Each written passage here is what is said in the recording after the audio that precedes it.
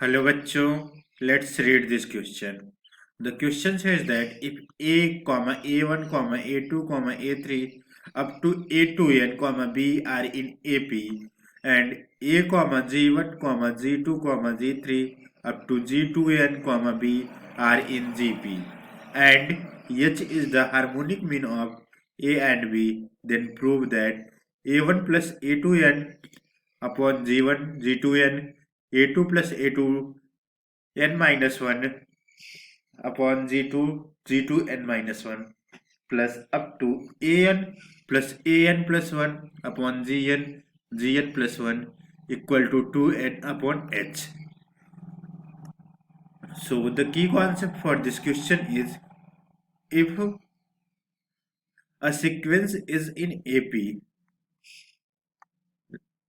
let's write the key concept also along with it.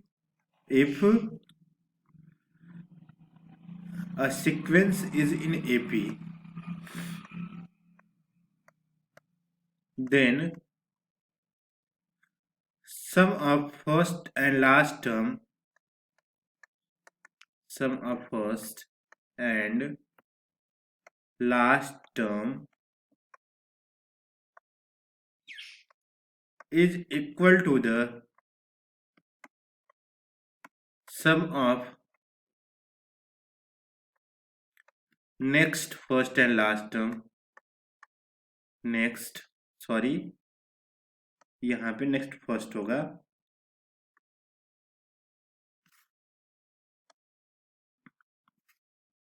Next first and last term and so on.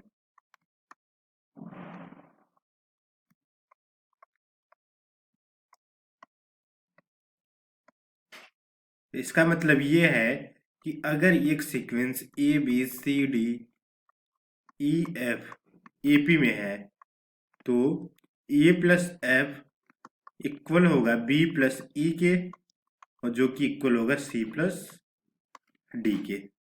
ये कब होगा? If A comma B comma C comma D comma E comma F are in AP, जब ये AP में होगा.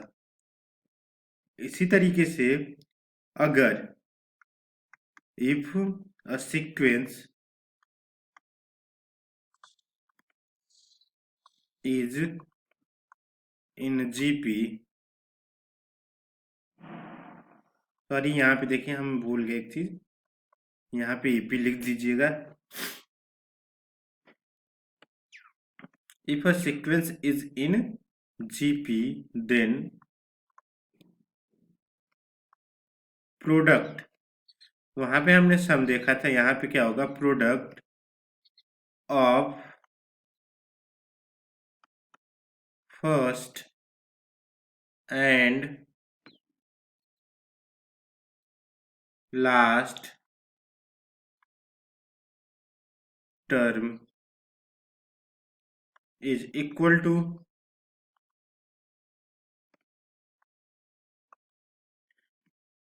the sum to the product of next first and last term, next first and last term. Means इसके कहने का क्या मतलब है कि अगर A comma B comma C comma D comma E comma F, यहाँ लिख लेते हैं, आर इन जीपी, तो क्या होगा? Then A F equal to B equal to C D होगा. ये कब होगा? जब A comma B comma C comma D comma E comma F क्या होंगे? जीपी में होंगे. एंड हार्मोनिक मीन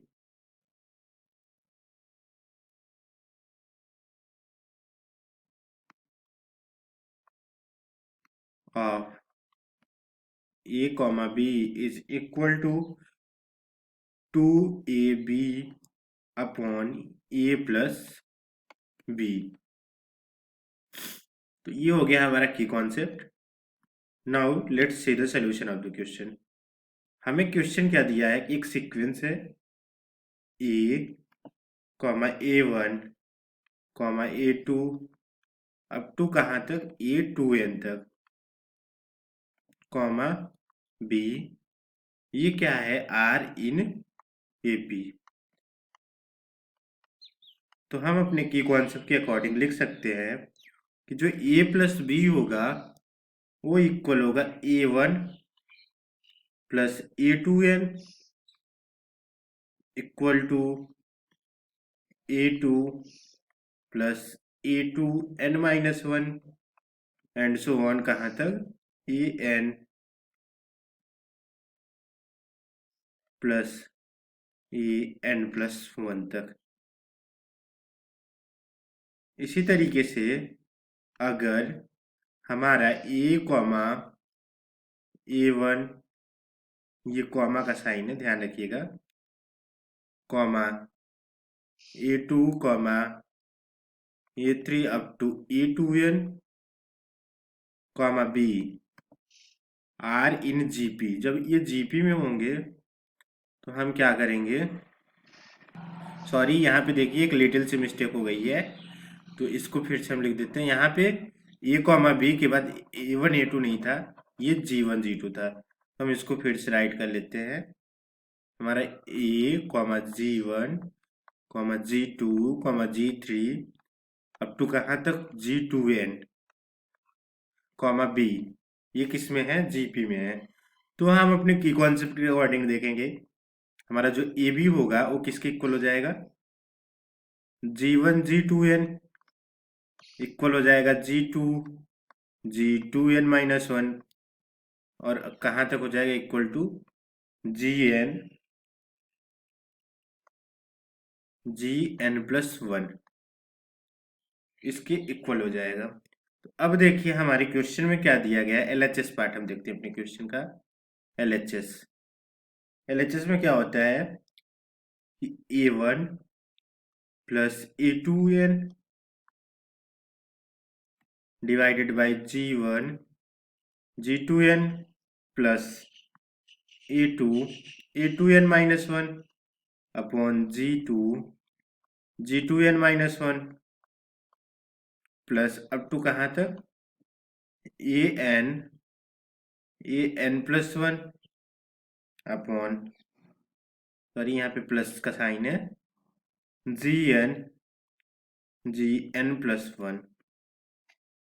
तो ये क्या हो जाएगा, अब यहाँ पे देखिए, यहाँ पे A1 प्लस A2n की पेयर हम बना ले रहे हैं। तो ये क्या था, हमारा कितने सीक्वेंस हो जाएंगे, n, क्योंकि हमारे पास कितने थे, n प्लस 2 थे। तो जब हम इनका 2 का पेयर बनाएंगे तो हमारे कितने हो जाएंगे, n सीक्वेंस हो जाएंगे। 2n प्लस 2, यहाँ पे हमारे जो भी कितने हैं 2n, तो ये है G1 G2n या फिर A1 A2n, और दो हमारे A कॉमा B हैं। तो हमारे पास टोटल नंबर ऑफ अगर टर्म देखें तो कितना है, 2n प्लस 2 टर्म है। अगर हम इनका दो दो का पेयर बनाएंगे तो हमारे पास कितने n सीक्वेंस आएंगे। तो इसके बाद अगर हम देखें A1 प्लस A2n और A2, सॉरी यहाँ प्लस है, 1 मिनट,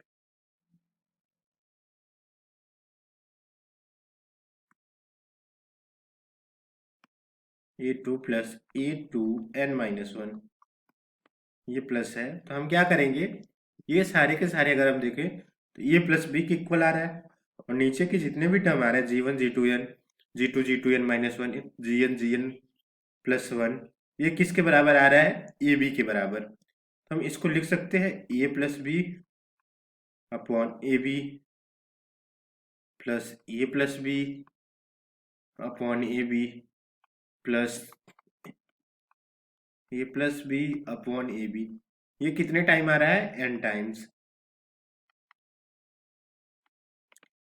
तो ये हमारा, अगर हम इसका सम करें तो ये हमारे पास आ जाएगा n a plus B upon A B.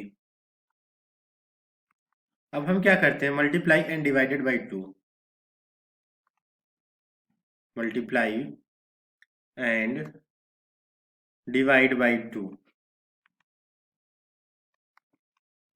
तो ये क्या हो जाएगा, 2n a plus B upon 2ab। इसको अगर हम रीअरेंज करें तो इसको हम ऐसे भी लिख सकते हैं, 2n अपॉन 2ab अपॉन a प्लस बी, इसको ऐसे लिख सकते हैं। और हमें पता है कि जो h होता है हार्मोनिक मीन, यहाँ पे हम लिख देते हैं साइड में, हार्मोनिक मीन क्या होता है, ये होता है 2ab अपॉन a प्लस बी। तो h की वैल्यू हमारे पास क्या आ गई, यहाँ पे हम लिख देते h, 2ab अपॉन a प्लस बी, तो हम यहाँ h लिख सकते हैं, तो इसको हम 2n अपॉन h लिख सकते हैं। तो हमारा जो LHS पार्ट था, LHS सॉरी, यहाँ लिख लेते हैं हम इसको LHS पार्ट, 1 मिनट।